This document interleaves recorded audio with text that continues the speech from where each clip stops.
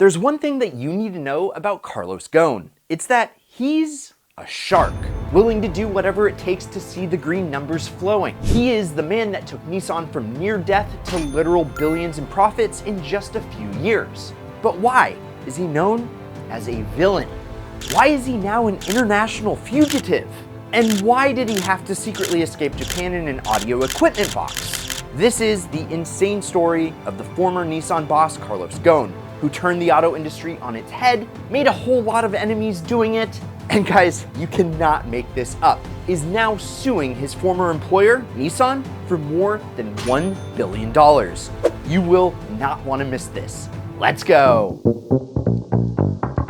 Carlos Ghosn. It's a name that has become synonymous with both brilliance and controversy within the automotive industry. And even after a lifetime of rocky yet quick and huge success, Ghosn is still as global as the industry he once left. But before we dive into his most recent bombshell moves, let's go back to where he came from and how Ghosn transformed into the business bad boy, or villain, I guess. You'll see what I mean. Ghosn's journey began with an education at the prestigious École Polytechnique in Paris, setting him up from the very beginning with the skills for large-scale leadership. From there, his early career started with Michelin, the renowned French tire manufacturer and maker of the rubber that's more expensive than your entire car. You see, Ghosn spent 18 years at Michelin and, somewhat unsurprisingly, climbed the ranks from a plant manager to COO of Michelin South America, overseeing all its operations in the region. But here he would face his first major challenge, a severe economic crisis in South America. Not a small task, but this is Carlos Ghosn we're talking about. And despite the crisis, Ghosn turned Michelin's South American operation around with authority, saving his region from bankruptcy in just 2 measly years. And this was just a preview for his rapid style of productivity that would show up later. His incredible success in South America earned him a promotion to manage Michelin's North America operations, where he solidified his reputation for business prowess and strategic decision-making. However, the real defining moment of Ghosn's career came with a little-known company called Nissan. He had left Michelin in '96 to go to Renault, but this time he was an exec, vice president of the company. And when Renault partnered with Nissan, Ghosn's focus was brought in to breathe new life into the struggling Japanese automaker as the new COO of Nissan. I mean, you've heard of not enough hours in the day. Well, in this case, the workday was scared of Carlos Ghosn. He was non-stop, all day, every day. But Nissan needed more than just a kick in the ass. By the time that Ghosn took over operations, Nissan hadn't made a profit in 8 strenuous years. Unheard of for a company of that size. So, Ghosn's idea, the Nissan's revival plan, now had to take the wheel. And this exact moment is where the former whale of business turned into a bloodthirsty shark. Going down the list, Ghosn started cutting 21,000 jobs across the company. He closed down 5 Japanese manufacturing plants and then proceeded to target the corporate structure altogether. Both age and seniority-based priority for promotions was completely done away with. And instead, he gave the most productive and profitable teams the rewards. He got rid of the company's beloved aerospace unit and finally changed Nissan's official language from Japanese to English. Whew. Not only was that quite the change, but quite a you to the Japanese colleagues and employees. It's safe to say that his villain arc began at that very moment, and it didn't stop there. I mean, those were just the internal business moves, and now that he got a taste of it, he was coming after their products. He flipped the production process on its head, instituting cost cuts to the interiors and powertrains of Nissan cars across the board. Plastic was now everywhere on their cars, and the slushbox CVT transmission they had was now going into nearly every customer car. Ugh.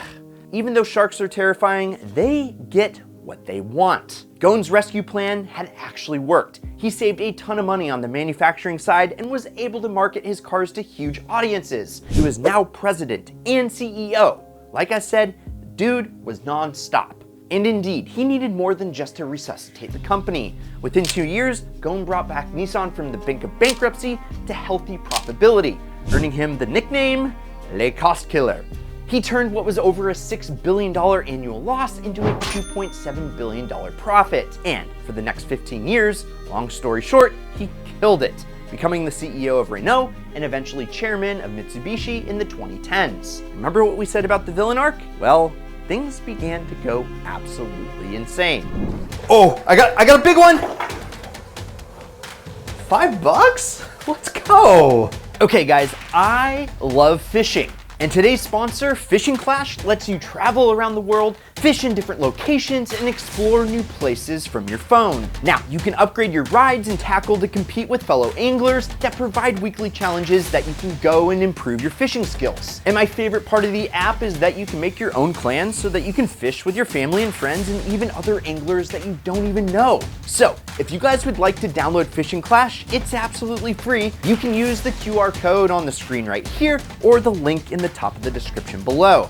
And use my special gift code, IdealFishing, to get a $20 value reward for free. And with my gift code, you'll get a unique avatar, 1 mythical lure card, 50 luck power-ups, and 30 weight power-ups to help you catch bigger fish. So to redeem our code, use these 3 simple steps, and it's only available to new players. And thanks for supporting the sponsors that support us. Now, back to the show. His shining and unprecedented career took an unexpected and dramatic turn in November of 2018. Ghosn was arrested in Japan on very serious charges, underreporting his income and misuse of company assets, allegations he firmly denied. According to the sources though, he used company money for his personal homes in several fancy cities around the world, including Paris, Rio, and Amsterdam. He also used Nissan's money for personal investments and additional family vacations. He even allegedly used 16 million of Renault's money to buy a 120-foot yacht. And I heard it was powered by a couple of LS motors. That's so off-brand. And this was all able to be done thanks to this guy, advisor Greg Kelly, who helped funnel the money through a shell company he set up, which is obviously a big no-no. The legal proceedings were long and drawn out, and they drew the world's attention. However, Ghosn never saw his day in court.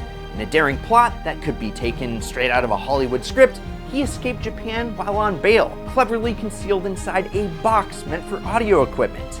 Like, he literally had an American Army Special Forces soldier and his son roll him up in a big black box and take him through the Japanese airport security. Seriously, this is insane. And with the help of that apparently ultra-elusive audio equipment box, Ghosn fled to Lebanon, a country that conveniently doesn't have an extradition treaty with Japan. Once there, Ghosn claimed that he had been the victim of a plot and that he could not expect a fair trial in Japan due to the country's high conviction rate. Ghosn has since fought his legal battles from Lebanon, leveraging his high-profile status and vocal self-defense. And if you think he would go down without a fight, I raise you this little nugget. Ghosn has now filed a lawsuit against Nissan. He claims his oustings from these companies was not only illegal, but was a result of a nefarious plot orchestrated by Nissan executives who opposed his plans to further integrate the company with Renault.